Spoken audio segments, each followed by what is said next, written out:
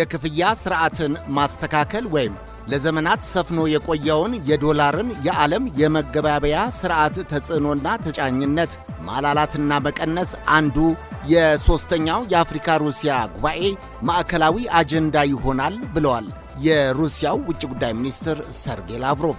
ሶስተኛው የአፍሪካ ሩሲያ የኢኮኖሚና የንግድ ትብብር ጉባኤ በሞስኮ ከተማ በቀጣዩ ኦክቶበር ወይም ጥቅምት ወር ይካሄዳል። ኢኮኖሚ፣ ንግድ፣ ኢንቨስትመንትና ተያያዥ ጉዳዮች ዋና አጀንዳ ይሆናል ብለዋል ታታይና ዶኔልቫክ በሩሲያ ውጭ ጉዳይ መስሪያ ቤት የአፍሪካ ትብብር ጉዳዮች ዳይሬክተር ናቸው። ከዚህ ከንግድና ኢንቨስትመንት ጋር ከተያያዘው የክፍያ ስርዓትን ከተለመደው የዶላር ተጫኝነት መስመር ማስወጣትና በሀገራዊ ምንዛሬዎች መገበያየት አጀንዳ ሌላ የሰው ሰራሽ አስተውሎት ወይም ኤአይ እንዲሁም የምግብ ዋስትናን በትብብር ማረጋገጥ የሚሉ አፍሪካን የሚያጓጉ አጀንዳዎች በሦስተኛው ጉባኤ ይስተናግዳሉ ብለዋል ላቭሮቭና ታታንያ። ሩሲያ አፍሪካ ላይ ከፍ ያለ ትኩረት አድርጋለች። የኢኮኖሚና የፖለቲካ ተባባሪዋ ቻይናም በአፍሪካ የዲፕሎማሲና የኢኮኖሚ የትብብር ዘርፎችን በማስፋት በአህጉሩ በጥንካሬ መኖራቸውን ፕሬዘንሳቸውን እያረጋገጡ ይገኛሉ። ሞስኮ ይህን የአፍሪካን ግንኙነትና ወዳጅነት ማጥበቂያ መሳሪያ አድርጋ የአፍሪካ ሩሲያ የትብብር ጉባኤ መጠቀም የፈለገች ይመስላል። ምስራቃውያንና ምዕራባውያን በአፍሪካ ትብብር ዙሪያ ፉክክር ውስጥ የገቡ ይመስላል። ጤና ይስጥልኝ። ከፋና ሚዲያ ኮርፖሬሽን የዳሳ ዝግጅታችን በትንታኔ ሊመለከተው ወዷል። አዘጋጅና አቅራቢ ሳሙኤል እንዳለ ነኝ። አብራችሁን ቆዩ።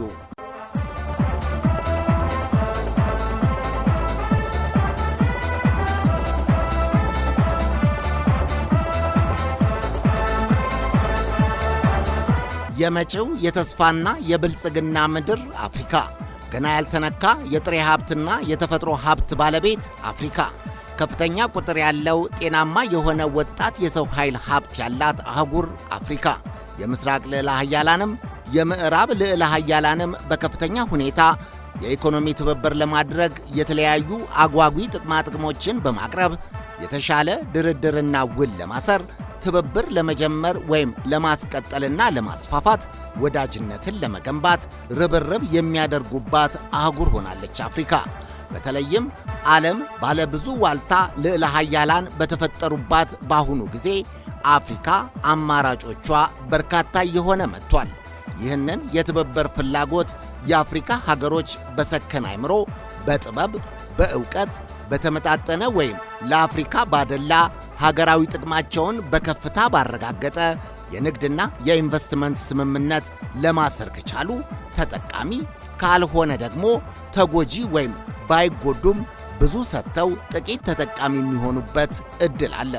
ይህንን የትብብር ፍላጎት በአግባቡ ለመጠቀም ወይም ኤክስፕሎይት ለማድረግ ከስሜታዊ ግልብ ውሳኔ ይልቅ ዕውቀትና ጥበብ ይጠይቃል። ዘሎ መግባትም ዘግይቶ ዳር ቆሞ መመልከትም ሁለቱም የየራሳቸው ችግሮች ስላሉባቸው አስልቶ አጢኖ የተሻለ ድርድርና ስምምነት ማሰር ያዋጣቸዋል እየተባለ ነው። የትብብር ፍላጎቱ ሰፊና የፉክክር እየሆነ በመምጣቱ ምክንያት ሩሲያም አሜሪካም በተለያየ ደርዝና ቁመና የአፍሪካን ልብ ለማግኘት በትጋት እየሰሩ ነው ይላሉ የኢኮኖሚ ተንታኞች። ሩሲያ በቀጣዩ ወር በርካታ የአፍሪካ ሀገሮች ይሳተፉበታል ተብሎ የሚጠበቀውን ሦስተኛውን የአፍሪካ ሩሲያ ጉባኤ በሞስኮ ከተማ ታካሂዳለች። ለዚሁ ጉባኤ ካሁኑ ከፍተኛ ቅስቀሳና አጓጊ የትብብር አማራጮችን በማቅረብ የአፍሪካ መሪዎች ወደ ሩሲያ እንዲተሙ እየሰራች ትገኛለች። የሩሲያ ውጭ ጉዳይ ሚኒስትር ሰርጌይ ላቭሮቭ በቀጣዩ ኦክቶበር ወይም ጥቅምት የሚካሄደው የአፍሪካ ሩሲያ ጉባኤ ከአፍሪካ ኅብረት ጋር ስትራቴጂካዊ ትብብራቸውን የማጠናከሪያ ወሳኝ መድረክ መሆኑን ተናግረዋል። በርካታ የአፍሪካ መራሄ መንግሥታት በጉባኤው ለመሳተፍ ፍላጎት ማሳየታቸውንም ነው የተናገሩት። በንግድና ኢንቨስትመንት ላይ ዋነኛ ትኩረቱን ያደረገው ጉባኤው ላቭሮቭ እንዳሉት ምዕራባውያን እንደሚተቹን በወታደራዊ ትብብር ላይ ብቻ ያተኮረ ሳይሆን በሳይንስና በቴክኖሎጂ ሽግግር፣ በህዋ ጥናት፣ በግብርና ምርቶች፣ በኢንዱስትሪ ምርቶችና በአገልግሎቶች ላይ ያተኮረ ሰፊ የሰጥቶ መቀበል መርህን መሠረት አድርጎ የአንድ ወገን ሳይሆን የጋራ እድገትን፣ የጋራ ብልጽግናን የሚያረጋግጥ ነው ብለዋል። ከአፍሪካ ጋር ትብብር የምንፈልገው ለራሳችን ስንል ነው ያሉት ላቭሮቭ አፍሪካውያንም በተጨባጭ በሚታይ ሁኔታ ተጠቃሚ ይሆናሉ ብለዋል። የአፍሪካና የሩሲያ የንግድና የኢኮኖሚ ትብብር በዋነኛነት በኃይል ማመንጨት፣ በተለይም የኒውክሌርን ጨምሮ ታዳሽ የሆነ ኃይል ማመንጨት፣ በማዕድን፣ በእህልና ጥራጥሬ፣ በማዳበሪያ ልማት እንዲሁም በወታደራዊ ትብብርም ላይ እንደሚያተኩር ተንታኞች ይናገራሉ። በርካቶች የአፍሪካ ሀገሮች ከፖለቲካዊ ወገንተኝነትና ከጎራ ክፍፍል ቡድንተኝነት ውጪ የሩሲያን የቴክኖሎጂና የንግድና ኢንቨስትመንት ትብብር ይመርጣሉ። በሩሲያ ዩክሬን ጦርነትም የገለልተኝነትንና የኢውግንናን ቁመናን ማሳየታቸው ለዚሁ ነው ተብሏል። በሌላ ወገን የተፎካካሪ ስሜት ያለበት የሚመስል የአፍሪካ አሜሪካ የንግድ የኢኮኖሚና ሌሎች ትብብሮችም ስትራቴጂካዊ ዋጋና ፋይዳ ለመስጠት ዋሽንግተንም ወገቧን አስራ ስትሰራ ቆይታለች። ከሰሃራ በታች ላሉ ሀገራት ምርቶቻቸውን ያለ ቀረጥና ያለ ኮታ ወደ አሜሪካ ገበያ እንዲያስገቡ የተቀረጸው የአግዋ ስምምነት ወይም አግዋ ፓክት አንዱ ነው። ቢሆንም ከትራምፕ አስተዳደር ወዲህ አፍሪካን ጨምሮ በዓለም ዙሪያ በተጣሉ የታሪፍ ቀረጦች ምክንያት የአግዋ ዝነኛነት እየተቀዛቀዘ መምጣቱ ባይቀርም ምስራቃውያኑ የአፍሪካን ትብብር ለማሸነፍ ይህንን የአሜሪካንን የቀረጥ መጣል ጉዳይ ሽንቁር እየተጠቀሙበት እንደሆነ ተንታኞች ያነሳሉ። ዋሽንግተን ፕሮስፐር አፍሪካ የተባለ የአፍሪካ አሜሪካ ግንኙነትን ለማሳደግ የአሜሪካ ኩባንያዎች በአፍሪካ የአፍሪካም ምርቶች ወደ አሜሪካ እንዲላኩ የሚያበረታታ ስምምነትም አላት። የአፍሪካ ነፃ የንግድ ቀጠና የሚባልም ድጋፍ ለአፍሪካ ዘርግታለች። ፓወር አፍሪካ የተባለ የኃይል አቅርቦት ማሻሻያም ለአፍሪካ የከፈተችው አሜሪካ ቢሆንም በታዳሽ ኃይል ላይ ለሚሰሩ የአፍሪካ ሀገራት ከፖለቲካ ወገንተኝነት ውጪ ድጋፍ ስታደርግ አለመታየቷ በአፍሪካውያን ዘንድ የሚያስተቻት ነጥብ እንደሆነ ይነገራል።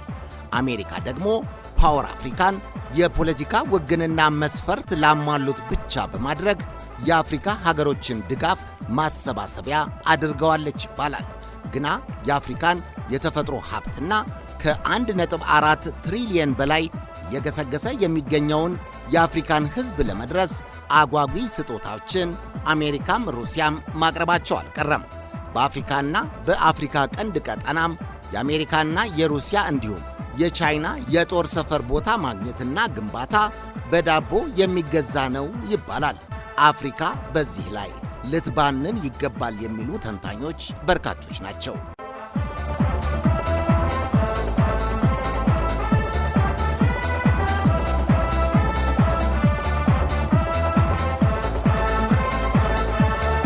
በቀጣዩ ወር የሚካሄደው የአፍሪካ ሩሲያ ጉባኤ ሞስኮ ከምዕራባውያን ጋር በውድድሩ የተሻለ ሆና ለመቅረብ የምትሰራበት እንደሆነ ውጭ ጉዳይ ሚኒስትር ሰርጌይ ላቭሮቭ ተናግረዋል። ከሩሲያ ጋር የአንድ ወገን ተጠቃሚነት የሚባል ነገር የለም፣ የትብብር አቅጣጫውም ጊዜያዊ የምግብና የገንዘብ እርዳታ ሳይሆን ዘላቂና ስትራቴጂያዊ የልማት ዕቅዶችና ፕሮጀክቶችን ይዘን እንቀርባለን ብለዋል። የአፍሪካ ሩሲያ ጉባኤ ካሁን ቀደም በ2019 እንደ አውሮፓውያን አቆጣጠር በሶቺ በ2023 ደግሞ በሴንት ፒተርስበርግ ተካሂዶ በርካታ ተጨባጭ ውጤቶችና ጥቅሞችን ለሁለቱም ወገኖች ያጎናጸፈ ነበር።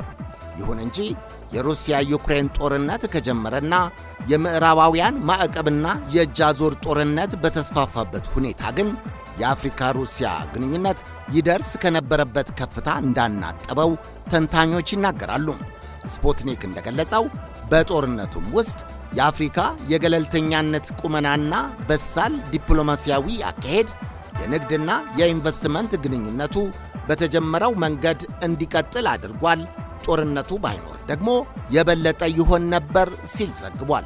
የእህልና የማዳበሪያ አቅርቦት፣ የኃይልና የኒውክሌር ቴክኖሎጂ፣ በነዳጅና በተፈጥሮ ጋዝ ፍለጋ ልማትና በማዕድንና በተፈጥሮ ሀብት ልማት እንዲሁም በወታደራዊ የቴክኒክ ትብብር ሩሲያ ከአፍሪካ ሀገሮች ጋር ዛሬም ድረስ የጠበቀ ግንኙነት አላት። ባለፈው ዓመት የሩሲያና የአፍሪካ አህጉር የንግድ መጠን ከ29 ቢሊዮን ዶላር በላይ ተመዝግቧል። ላቭሮቭ እንዳሉት ግን እንደ እውነቱ ከሆነ የንግድ ግንኙነቱን ከዚህም በላይ ለማሳደግ የሚያስችል ዕድል ነበረ። የሞስኮው ጉባኤ ይህን በር ይከፍታል ብለዋል።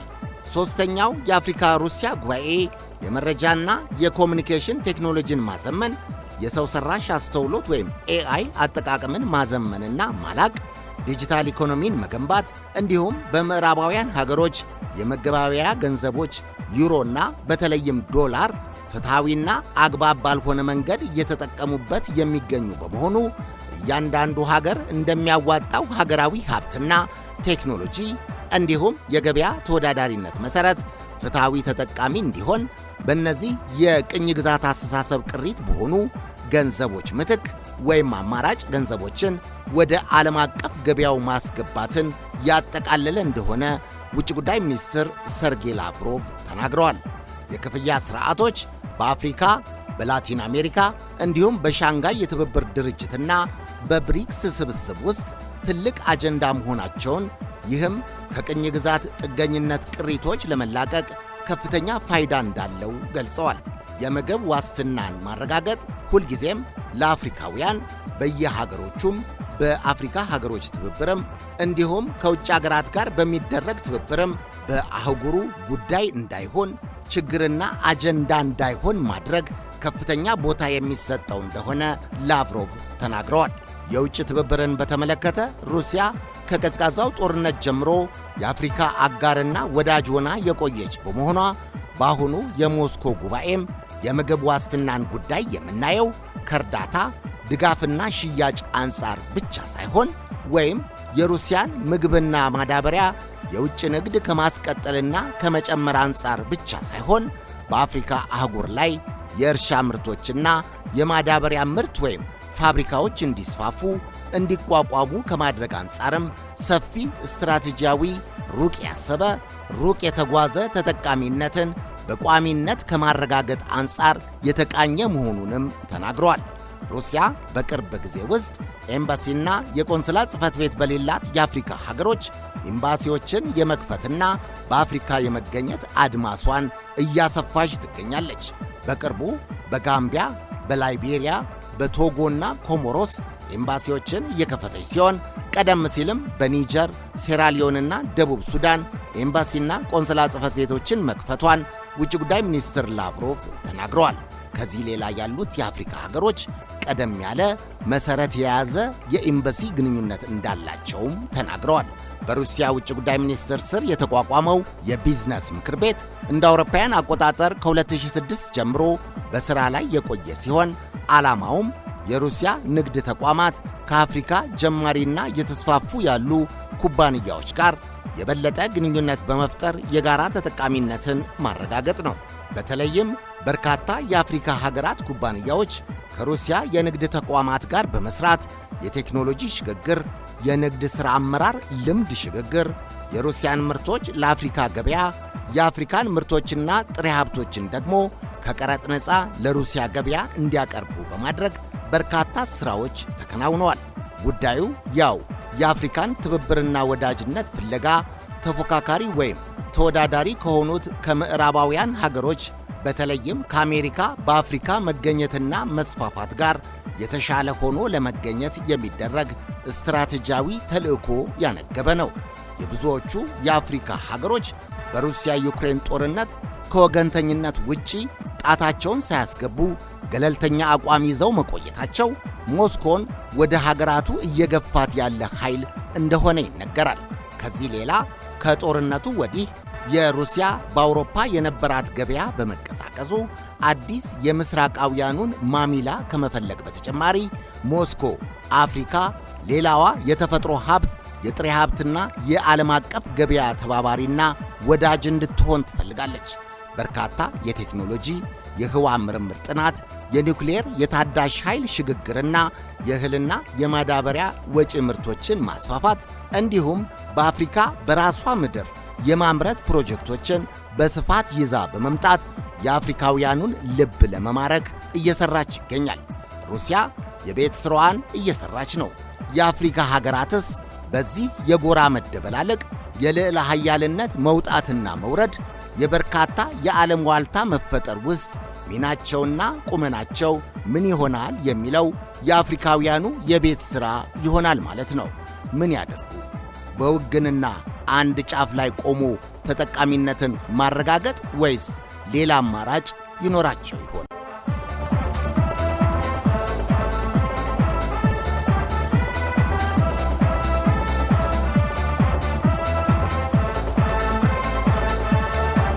ሚዛናዊና ከውገና የራቀ ሀገራዊ ጥቅምን ያረጋገጠ ውጤታማ የውጭ ግንኙነት ለአፍሪካ ወይም ታዳጊ ለሆኑ ኢኮኖሚዎች አስፈላጊ መሆኑን ባለሙያዎች ይመክራሉ። ዓለም አቀፉ ሥርዓት ከነጠላ ዋልታ ወደ ባለብዙ ዋልታ ወይም መልቲፖላር ሥርዓት እየተሸጋገረ ባለበትና የአውሮፓ ግጭት፣ የመካከለኛው ምስራቅ ግጭት፣ የኮሪያ ልሳነ ምድር ውጥረት ይህን የዓለም የሥርዓት ሽግግር እያፋጠነው ባለበት በዚህ ወቅት አፍሪካ የአንድ ወገን ጥገኛ ወይ የምሥራቃውያኑ ወይ የምዕራባውያኑ ሳትሆን እያንዳንዱ ሀገር ብሔራዊ ጥቅሙን ማዕከል ያደረገ ሚዛናዊና ውጤታማ ዲፕሎማሲ መከተል ይኖርበታል። ከምዕራባውያኑም ሆነ ከምሥራቃውያኑ ዓለም አፍሪካውያን ያላቸው ግንኙነትና ትብብር በጋራ ተጠቃሚነት፣ በሉዓላዊነት መከበር፣ የሀገር ሀብትና ጸጋ በትንሽ ወይም ተመጣጣኝ ባልሆነ ጥቅም ያለ አግባብ እንዳይመዘበር መንቃት፣ መባነን፣ በእውቀት ላይ የተመሠረተ ውሳኔና ውል ወይም ትብብር ማሰር ዋናና ቁልፍ ጉዳይ ነው። በምሥራቁም በምዕራቡም በሃያላኑ መካከል የሚደረገው የጂኦፖለቲካዊ ሽሚያና ፉክክር እያንዳንዱ የአፍሪካ ሀገር ዕድሎቹንና ስጋቶቹን በመለየት ለሀገር ጥቅም ማስከበሪያነት፣ ለቴክኖሎጂና የቢዝነስ አመራር ልምድ ሽግግር፣ ለኢንቨስትመንት አማራጭነት የመጠቀም ከዚያኛውም ወገን ወይም ከዚህኛውም ወገን ተጣብቆ አንዱን ጠላት ሌላውን ወዳጅ አድርጎ ሳይሆን ጥበብ የተሞላበት ዲፕሎማሲያዊ ግንኙነት ማድረግ አዋጭ መሆኑን የፖለቲካና የኢኮኖሚ ምሁራን ይናገራሉ። ፕራግማቲስት አፕሮች ይሉታል። ይህም በመርህና በብሔራዊ ጥቅም ላይ በመቆም ከጽንፍ ውግንና ወጥቶ ወደ መሃል የመጣ አቀራረብ ከሃያላኑ ፖለቲካዊና ኢኮኖሚያዊ ጫና ማላቀቅ የሚያስችል ዲፕሎማሲያዊ አቅም ይፈጥራል ነው የሚባለው። ሩሲያም አሜሪካም ያቀረቡት አጓጊ የትብብርና የወዳጅነት ጥያቄ በአግባቡ ተረድቶ ብሔራዊ ጥቅምን አሟጦ በሚያረጋግጥ መንገድ በሰጥቶ መቀበል መርህ ከልዕለ ኃያላኑ ጋር ግንኙነት መፍጠር ይገባል፣ ያዋጣልም ነው ሐሳቡ። የምዕራባውያኑም የምሥራቃውያኑም የውጭ ትብብር ግንኙነት የተሻለ ሊሰምርና ሀገራዊ ተጠቃሚነትን በሚያረጋግጥ ደረጃ ሊሳካ የሚችለው ጎረቤታዊና ቀጠናዊ ግንኙነትን የተሻለ በማድረግና ከጠላታዊነት ይልቅ ትብብርን፣ ከመገፋፋት ይልቅ መጣመርን፣ ከግል ጥቅመኝነት ይልቅ የጋራ ሰፋ ያለ ነገ ከነጎዲያን ያሰበ ትውልድን ያሰበ መደጋገፍን ማረጋገጥ ሲቻል ነው። እንዳለመታደል ሆኖ ብዙዎቹ የአፍሪካ ሀገሮች ከጎረቤታዊ ወይም ቀጠናዊ ጥምረትና ትብብር ይልቅ ተጠራጣሪነትና ጠላታዊነትን በማስፋፋትና በማግነን ከመረጡትና ከወገኑት ልዕለ ኃያል ጋር መስማማትና መተባበር ይቀናቸዋል። ይሄ ካልተቀለበሰና የተሻለ ጎረቤታዊና ቀጠናዊ ትብብር፣ መተማመንና በጋራ አብሮ መስራት፣ መነጋገድ፣ መሻሻጥ፣ ጸጥታን በጋራ መጠበቅ ካልተጀመረ ከሩሲያም ይሁን ከአሜሪካ ጋር የሚደረገው ስምምነትና ትብብር ረጅም ርቀት የሚያስኬድ ወይም እንደተባለው ስትራቴጂያዊ ፋይዳ የሚያመጣ ሊሆን አይችልም። አፍሪካ በተለይም የአፍሪካ ቀንድ የሃያላን ሀገራት የፍልሚያና የውክልና ጦርነት የጦር ሜዳ እንዳይሆን አፍሪካውያን መስራት አለባቸው። አለበለዚያ በትናንሽ ጥቅሞች ሀገራቸውን እየሸነሸኑ ለሃያላኑ የጦር ሰፈር የሚሸልሙ ከሆነ ነገ ከነገ ወዲያ ይኸው የተለያየ ርዕዮተ ዓለም የሚከተሉ ሃያላን የተፋጠጡበት የጦር ሜዳ አውድማ አፍሪካን ማድረጉ የሚቀር አይሆንም። ለዚህ ደግሞ ጸጥታን ማስከበርና ሽብርተኝነትን መከላከል በጎረቤት ሀገር እንኳን ጸጥታን የማስከበር ከፍ ያለ ልምድና ተመክሮ ያላቸው እንደ ኢትዮጵያ ያሉ ለጎረቤት ቅድሚያ የመስጠት የውጭ ፖሊሲ የሚከተሉ ሀገራት ጋር የደህንነት መረጃ መለዋወጥ፣ የጋራ የድንበርና የባህር ጥበቃ ሥራ የመሥራት፣ የኢኮኖሚና የገበያ ትስስርን የማስፋፋት፣ የሕዝብ ለሕዝብ ግንኙነትን የማሳደግ ሥራ በውጤታማነት ከተሠራ የውጭ ጣልቃ ገብነትን መመከትና የልዕለ ኃያላኑም ክፋታቸውን ሳይሆን ልማትና ጥቅማቸውን፣ ጸጋና ትርፋቸውን ማግኘት ይቻላል። ይህንን አፍሪካውያን ሊያጤኑት ግድ ይላል። አለበለዚያ ነገሮች እንደማይሆን ይሆናሉ። ልዕለ ኃያላኑም ተወደደም ተጠላም የአፍሪካን ትብብር የሚሹት ለጽድቅ አይደለም፣ ጥርጥር በሌለው ሁኔታ ለራሳቸው ሀገራዊ ጥቅም ነው። ይህንን መጠራጠር አይገባም። ነገሩን እንደዚህ መመልከት ነው። ይህንን የትብብር ፍላጎት እንዴት በውጤታማነትና በሚዛናዊነት ዲፕሎማሲ አፍሪካውያንም የየሀገራቸውን ጥቅም በላቀ ባስጠበቀ ሁኔታ በጋራ እንጠቀምበት የሚለውን መመለስ ነው።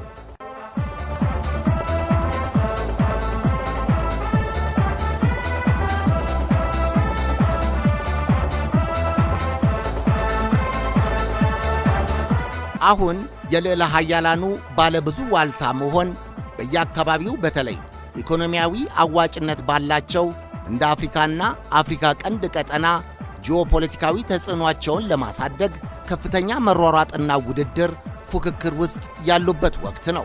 ያሁኑ በዓለማችን ላይ የበዙት የልዕለ ኃያላኑ ፉክክርና ውድድር በባህሪው እንደ ቀድሞ ከፖለቲካዊ ውግንናና አሰላለፍ ይልቅ ኢኮኖሚያዊ እየሆነ መምጣቱ ይነገራል።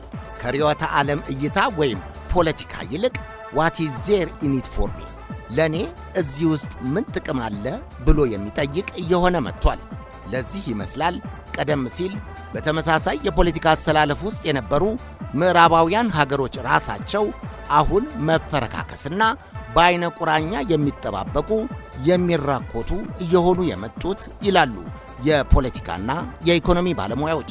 በቀጠናው የባህር በር መያዝና ጦር ሰፈር መክፈት፣ ቁልፍ ኬላዎችንና የንግድ መተላለፊያዎችን መቆጣጠር፣ በተፈጥሮ ሀብት የበለጸጉ እንደ ግሪንላንድ የመሳሰሉ ሀገሮችን በኃይል ወይም በሰላም ለመጠቅለል መሞከር፣ የፓናማ ቦይን ጨምሮ የሆርሙዝ ሰርጥን ለመቆጣጠር መጣር፣ ሀገራትን መውረርና መቆጣጠር፣ ጋዛ ሰርጥን፣ ዌስት ባንክን፣ ዩክሬንን፣ የባሕርና የውቅያኖሳት ዳርቻዎችን መቆጣጠር፣ መያዝ፣ መምራት፣ ሁሉም ኢኮኖሚያዊ ጥቅምና ብሎም ጸጥታና ደህንነትን የማረጋገጥ ፍላጎት የሚገፋው የዓለማችን የጂኦፖለቲካ ተግባራት መሆናቸው የአደባባይ ምስጢር ነው።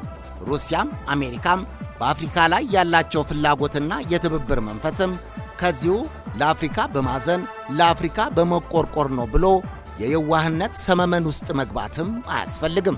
በአሁኑ የጂኦፖለቲካ ውድድር ከርዕዮተ ዓለም በላይ ኢኮኖሚያዊ የበላይነት ማግኘት ወሳኝ የሆነበት እውነታ ውስጥ ነን። የትብብር ፍላጎቶቹን እሰየው ብሎ ወስዶ ምን ያህል የሀገራዊ ጥቅምን ባስከበረና ሉዓላዊነትን በታደገ መንገድ ሰጥቶ በመቀበል መርህ የተሻለ ድርድርና ትብብር ማድረግ ይገባል ብሎ በሳይንሳዊ መንገድ ማሰብና መፈጸም ይገባል። አሁን አሜሪካም ሩሲያም ቻይናም እያደረጉ ያሉት ዘላቂ የኢኮኖሚ የበላይነትን ለማረጋገጥ የሚያስችሉ የንግድ ስምምነቶችን ማሰር፣ ለዓለም አቀፍ ንግድ ቁልፍ የሆኑ የባህር ላይ ኮሪደሮችን መቆጣጠር፣ ደህንነታቸውን ማስጠበቅ፣ የየብስ መስመሮችን መዘርጋት፣ ብድርና ስጦታ ማቅረብና የሀገሮችን የኢኮኖሚ ነፃነት መድፈቅ፣ የጥሬ ዕቃ ሀብት ያላቸውን ሀገሮች በተለየ መንገድ መያዝና መጠቀም ያሁኑ የልዕለ ኃያላኑ ከአፍሪካም ከእስያም ከሌሎቹ ሀገራትም ጋር የሚያደርጉት የስምምነት ፍላጎት ዋነኛው ግብ ነው። ታዲያ ይሄን ፈርቶ ለትብብር የተዘረጋ እጅ ይገፋል ወይ ነው ጥያቄው። በፍጹም አይገፋም። እንዴት እንደሚጠቀሙበት ማወቅ ነው። የአፍሪካ ሀገሮችም በቀጠናቸው ያለውን ጸጋ በእኩልነትና በስምምነት ፍትሐዊ በሆነ መንገድ ለመጠቀም መተባበር አለባቸው። የባህርም የንግድ መሿለኪያ ኬላና በርንም በትብብርና ለውጭ ልዕለ ኃያላን ሀገሮች ገበናቸውን ሳይገልቡ ተረዳርተው ተጠቃቅመው ተማምነው ጥርጣሬና መመቀኛኘትን አስወግደው አቅማቸውን ደምረው መጠበቅ ይገባቸዋል። ያን ጊዜ ከውጭ የሚመጣውንም የስምምነትና በጋራ አብሮ የእንስራ ዕድልና ጸጋ በአግባቡ መጠቀም፣ ጥሩ ተደራዳሪና ተዋዋይ መሆንም ይችላሉ። የፖለቲካ ኢኮኖሚው መድረክ የደረሰበትን መድረክና ፍላጎቱን በሚገባ በመገንዘብ አፍሪካ ለራሷ ስትል ቀጠናዊና ጎረቤታዊ ትብብርና ትምምንን መፍጠር ይገባታል። አለበለዚያ ለውጭ ኃይሎች የተገለበው ገበና ሳይሸፈን ይቀራል።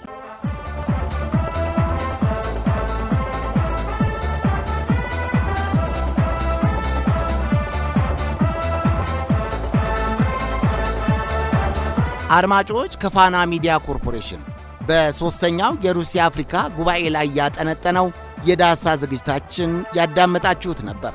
አዘጋጅና አቅራቢ ሳሙኤል እንዳለ ነበርኩ። በያላችሁበት ሰላም።